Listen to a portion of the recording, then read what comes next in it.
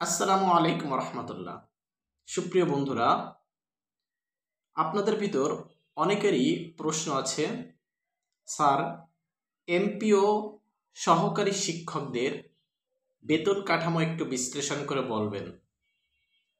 অর্থাৎ আপনারা যারা এমপিও সহকারী শিক্ষক হবেন তাদের বেতন বিষয়ে এবং কততম গ্রেড থেকে আপনাদের বেতন দেওয়া হবে এবং আপনারা কি কি ধরনের সুযোগ সুবিধা পাবেন এবং আপনাদের এই চাকরির শেষ পর্যন্ত যে বেতন কাঠামো কত হবে সে বিষয়ে আজকে পূর্ণাঙ্গ আলোচনা থাকবে। যারা নতুন আছেন চ্যানেলটি সাবস্ক্রাইব করে আমাদের সাথে থাকবেন। প্রথমত আমরা জানব নিবন্ধনের সহকারী শিক্ষকদের বেতন ও সুবিধাগুলো কি কি, অর্থাৎ এমপিও সহকারী শিক্ষকদের কি কি ধরনের সুবিধা রয়েছে। প্রথমত হচ্ছে আমরা বেতন নিয়ে জানি। অষ্টম জাতীয় বেতনের স্কেল যে অনুযায়ী 2015 সালে সহকারী শিক্ষক এমপিও সহকারী শিক্ষকদের 11তম গ্রেডে বেতন দেওয়া হয়। সেখানে আপনার মূল বেতন হচ্ছে 12,500 টাকা। এরপরে ধাপে ধাপে সর্বোচ্চ পর্যায়ে আপনার এই বেতনটা হবে 30,230 টাকা পর্যন্ত আপনি সর্বোচ্চ বেতন পাবেন এবং এটা হচ্ছে আপনার চাকরির শেষ জীবনের দিকে যায় হয়তো বা 30,230 টাকার মতো আপনি মূল বেতন পাবেন। এর সাথে আরো আছে, মূল বেতন পাবেন।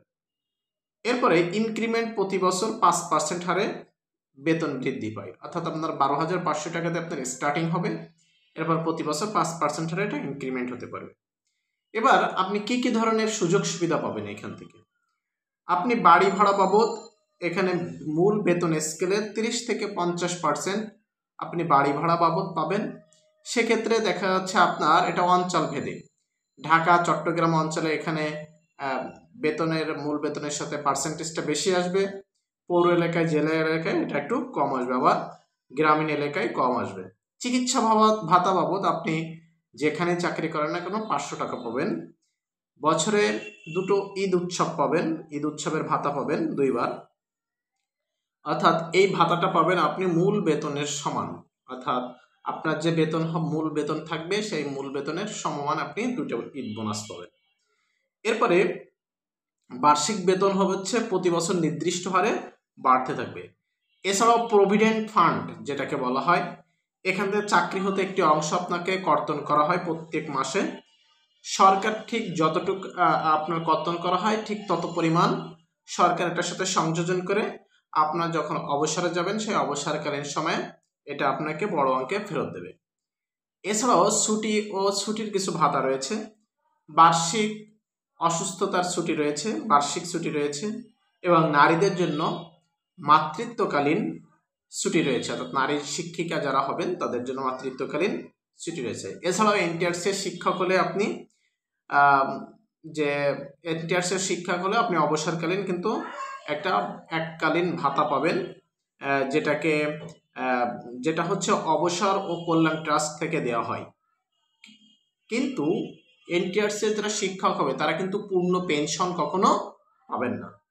এরপরে আপনাদের জন্য কি কি ধরনের সুযোগ সুবিধা নাই সেগুলো হচ্ছে সরকারি চাকরির মতো পদোন্নতি বা বদলি ব্যবস্থা কিন্তু এনটিআরসি এতে এমপিও সহকারী শিক্ষকদের নাই।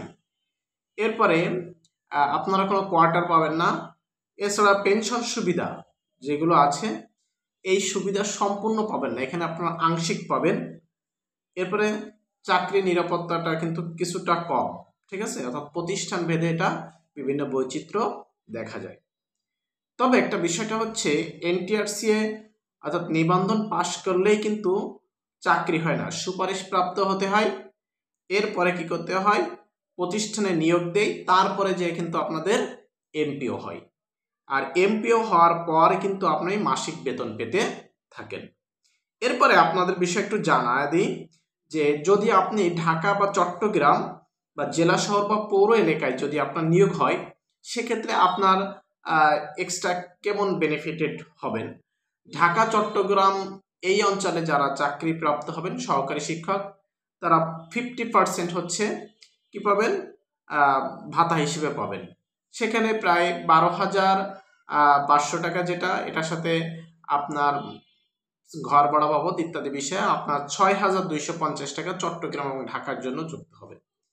জেলা শহর এলাকায় ৫,৬২৫ টাকার মতো আসে, অর্থাৎ ৪৫%, এবং পৌর এলাকায় আসে 40%, সেখানে ৫,০০০ টাকা।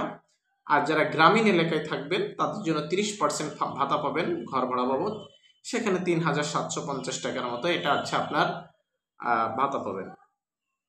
এরপরে দেখেন, এবার আমরা মোট একটা হিসাব করি কত টাকা পেতে পারেন। আপনার মূল বেতন ১২,৫০০, ধরলাম আপনি গ্রামীণ এলাকায় আছেন, তাহলে সেখানে আপনার বেতন হবে ঘর ভাড়া বাবদ পাবেন হচ্ছে ৩,৭৫০ টাকা, ৩০% যদি ধরি, আর চিকিৎসা ভাতা পাবেন হচ্ছে ৫০০ টাকা। তাহলে মোট মাসিক আয় থাকবে ১৬,৭৫০ টাকা। তাহলে এটা ছিল হচ্ছে কিন্তু আপনার ১৬,৭৫০ টাকা গ্রামীণ শিক্ষকদের জন্য। আর শহর এলাকায় বা পৌর এলাকায় যারা থাকবেন তারা ১৮ থেকে ২০,০০০ টাকার মতো এখানে পাবেন। এখন বিষয়টা হচ্ছে এখান থেকেও কিন্তু আপনার হচ্ছে প্রত্যেক মাসে হচ্ছে 10% করে, মূল বেতনের 10% করে কিন্তু এখান থেকে সরকার কর্তন করে রাখে, যেন আপনাকে অবসরকালীন সময় এটার সাথে সরকারও কিছু যোগ করে আপনাকে একটা যে পেনশনের টাকা যেটা বলে থাকি, সেটা অবসরকালীন কল্যাণ ট্রাস্ট থেকে আপনাদেরকে দেওয়া হয়। সেই টাকাটা দেওয়ার জন্য এখান থেকে আপনার প্রত্যেক মাসে 10% কিন্তু রাষ্ট্র কেটে রাখে টাকাটা। সেক্ষেত্রে এখানে প্রায় ১,২৫০ টাকার মতো কর্তন করে রাখা হয়, এবং এটা আপনি যখন অবসরে যাবেন তখন এই টাকাটা আপনি এককালীন পাবেন। তো এক্ষেত্রে যদি ১৬,০০০ টাকা যদি আসে, সেক্ষেত্রে যদি ১,৪৫০ টাকার মতো যদি কেটে রাখে, সেক্ষেত্রে ১৪-১৫,০০০ টাকার মতো আপনি বেতন পাবেন। তাহলে এই হচ্ছে একজন এমপিও সহকারী শিক্ষকের বেতন কাঠামো। এর বাইরেও যদি আপনাদের সহকারী শিক্ষকদের বেতন বিষয়ে যদি কোনো প্রশ্ন থাকে, অবশ্যই আমাদের কমেন্ট বক্সে জানাবেন। আমি চেষ্টা করেছি একেবারে টোটালি A to Z বিশ্লেষণ করার জন্য। এরপর আপনাদের যে কোনো প্রশ্ন থাকলে কমেন্ট বক্সে জানাবেন, আমরা উত্তর দেওয়ার চেষ্টা করব। ধন্যবাদ সবাইকে।